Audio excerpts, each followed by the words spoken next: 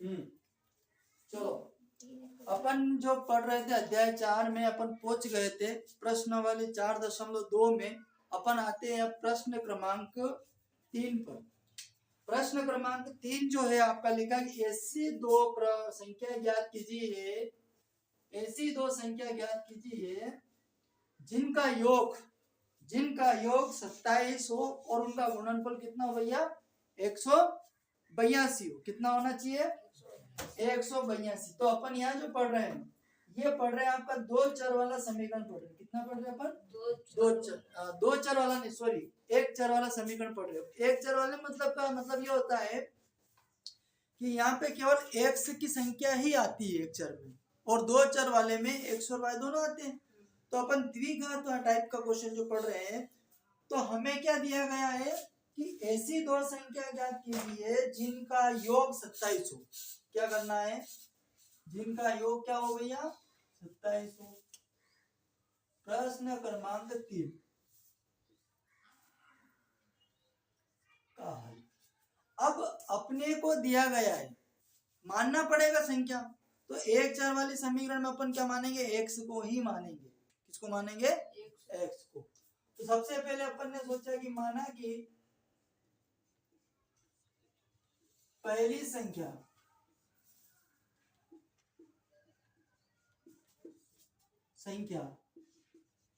x है। माना कि पहली संख्या क्या है x। दो संख्या बोला दो संख्याओं का योग कितना है 27 है। अब माना कि दो संख्याएं कौन सी भी हो सकती है। चलो x और y होते तो अपन लिख लेते हैं x प्लस वाई बराबर 27।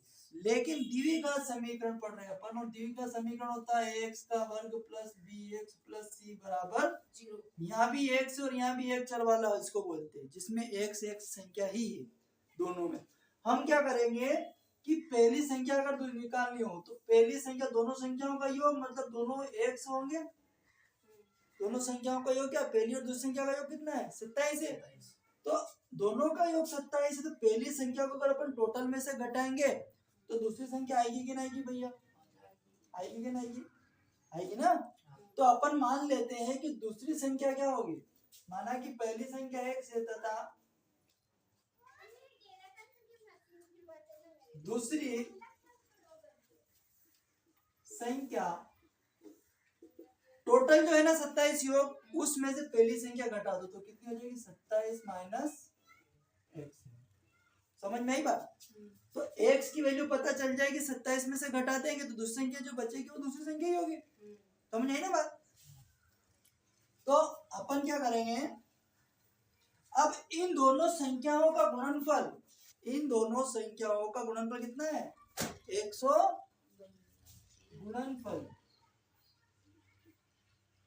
गुणनफल बराबर 182।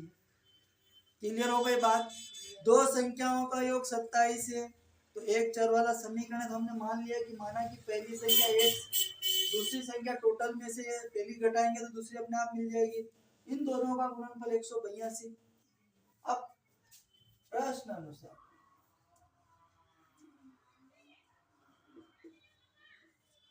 पहली संख्या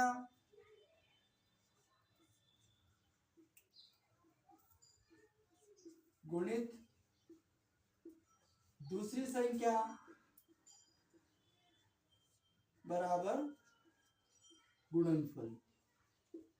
क्लियर। पहली संख्या जो है भैया वो आपकी x है दूसरी संख्या जो है आपकी 27 माइनस x और इन दोनों का गुणनफल है आपका 182। समझ में आई बात। अब यहाँ से हम क्या करेंगे x का मल्टीप्लाई कर देते 27 में तो ये हो जाएगा आपका 27x हो जाएगा। x का मल्टीप्लाई माइनस x में करेंगे तो x की घात आ जाएगा आपका 2 और 182 को मैं इधर पहुंचा देता हूँ माइनस का 182 बराबर 0। x का इसमें गुणा कर दिया और 182 का मैंने क्या कर दिया पक्षांतर कर दिया। कोई डाउट है क्या पक्षांतर में। ठीक है इसको अपन क्रम से निकाल लेते हैं तो घात द्विघात के रूप में जमा लेते हैं इसको। तो घात वाला पहले तो माइनस x को पहले रख दो प्लस 27x माइनस 182 बराबर 0।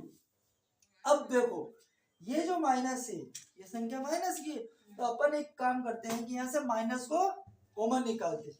तो माइनस जब कॉमन निकलेगा पूरे में से, तो ये माइनस कॉमन निकलेगा तो चिन्ह सारे क्या हो जाएंगे, बदल जाएंगे। माइनस वाला प्लस का, प्लस वाला माइनस का, तो ये 27 प्लस के थे तो माइनस के हो गए, माइनस 182 थे तो ये प्लस के 182 बराबर 0। और माइनस को 0 के बटे में पहुंचाएंगे तो 0 खत्म, माइनस खत्म हो जाती हो जाएगा x वर्ग माइनस के 27x प्लस 182 बराबर 0।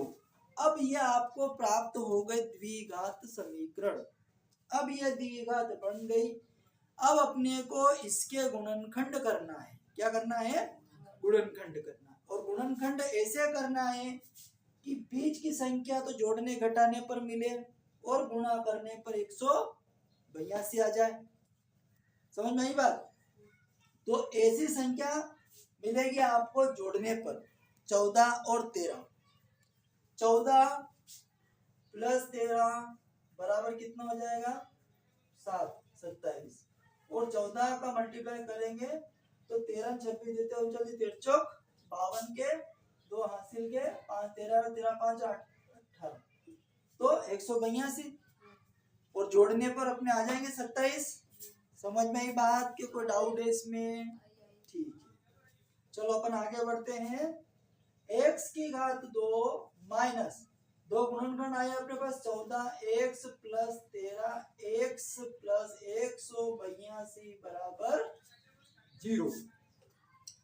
अब ब्रैकेट ओपन करेंगे, ब्रैकेट के पहले माइनस चिन्ह होता है तो चिन्ह बदल जाते हैं। तो x की घात 2 माइनस के 14x माइनस 13x प्लस 182 बराबर 0। अब अपन ने गुणनखंड किए थे, ग्रुप बना देते हैं। अब 2 2 का जोड़ा बनेगा, यहाँ से 2 का जोड़ा बनेगा और यहाँ से भी 2 का जोड़ा बनेगा और कॉमन निकल जाएगा। तो यहाँ से कॉमन निकलेगा आपका इस पूरे में से, ये कितने हैं, x की घात 2 मतलब कितने x है भैया, 2 है ना। तो यहाँ से पूरा x कॉमन निकालू क्या मैं, इस पूरे पद में से x कॉमन आ जाती है, x बचेगा और यहाँ से भी x बाहर आ जाती है, माइनस के 14 बच जाएंगे। कोई डाउट है? इसमें से यहाँ से माइनस के 13 कॉमन निकलेंगे, कितने निकलेंगे, माइनस के 13। तो ये x बचेगा और माइनस 13 का भाग 142 में लगाएंगे अपन, तो माइनस का प्लस माइनस 13 का भाग 18 दिया तो एक बार गया, 13 में से 18 में से 13 गए तो 5 बचे, 13 चौक कितने होते भैया, 52 होते बराबर 0। तो एक गुणनखंड ये एक ये हो गया, ये संख्या सिंगल हो गई है ना। तो अपन लेते हैं x माइनस के 13 और x माइनस 14, x माइनस 14 दोनों में से x कॉमन ले लो बराबर 0। दोनों के बराबर 0, कुल बराबर में 0, दोनों को अलग अलग बांट दो 0 को। तो x माइनस 13 बराबर 0 और x माइनस 14 बराबर 0। अब x माइनस 13 बराबर 0, x माइनस 14 बराबर 0। तो x बराबर 13 का पक्षांतर होगा तो ये ऋण के तो धन के हो जाएंगे, पक्षांतर होंगे तो। और इधर से x बराबर 14 पक्षांतर होंगे तो ये भी धन के हो जाएंगे। अब अपन दोनों संख्याएं आ गए अपनी, दोनों प्लस की है। अब यहाँ से अपन क्या करेंगे, जब दोनों ही प्लस की आ जाए उस कंडीशन में अपन छोटी संख्या, पहली जो संख्या है वो x है और पहली संख्या का मान अपन क्या लेंगे, छोटा लेंगे। समझ में आ गई बात। अगर यहाँ ऋण और धन, एक धन की होती और एक ऋण की होती तो फिर अपन धनात्मक को लेते, ऋणात्मक संख्या को नहीं लेते। तो अपना जो पहली संख्या है, तब पहली संख्या x बराबर 13 है, कितनी है, 13 है। और दूसरी संख्या कितनी भैया, 27 माइनस कितनी है, x है। तो 27 माइनस x और x की वैल्यू कितनी है, 13 है ना। तो 27 में 13 घटाएंगे कितने बचेंगे, 7 में से 3 जाएंगे कितने बचेंगे, 4। कितने बचेंगे, 4। और 2 में से 1 घटाएंगे कितना बचा, 14। तो एक पहली संख्या कितनी आ गई, 13, दूसरी संख्या कितनी आ गई, दोनों आ गए थे, लेकिन हमेशा अपने को पहले छोटी संख्या लेना, क्योंकि एक संख्या आपको कभी ऋणात्मक आ जाए तो, और ऋणात्मक आ जाए तो अपने को ऋणात्मक लेना नहीं है। इसलिए अतः पहली संख्या व दूसरी संख्या 13 व 14 होगी। ठीक है, ओके।